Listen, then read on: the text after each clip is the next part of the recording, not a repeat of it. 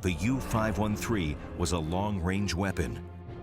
Her skipper was veteran commander Friedrich Guggenberger, a legendary U-boat ace respected and admired on both sides. Guggenberger was an excellent commanding officer and leader of men. He was in the finest tradition of the German submarine commanders. But the tide turned, and German U-boats known as the Grey Wolves were ruthlessly hunted down.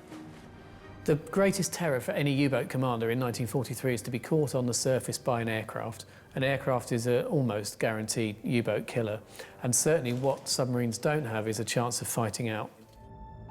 The Mariner dropped depth charges around the U-513. A killer blow exploded just below the boat. Among the survivors, the captain and legendary U-boat ace, Friedrich Guggenberger. Even though his U-boat was at the bottom of the South Atlantic, Captain Guggenberger continued the fight in captivity. With officers like Guggenberger, trying to keep them in was often difficult.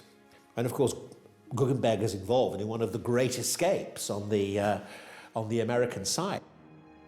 Even as a prisoner in the United States, he escapes from captivity twice, the first time heading for Mexico. He and 24 others staged their own great escape, tunneling out in 1944.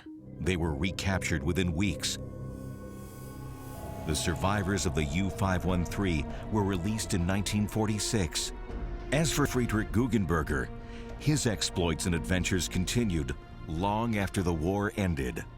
The thing with most of the U-boat aces is they had a tendency to live fast and die young. Guggenberger survives the war, and his career continues. When Germany gets a navy back in the 1950s, he re-enlists. He becomes a senior admiral with a senior position in NATO, and retires, with the plaudits and honours of not just his nation but his former enemies. And then he dies this bizarre, mysterious death at home as an elderly man, goes for a walk in the forest, never comes back, and his body's found 2 years later in the woods.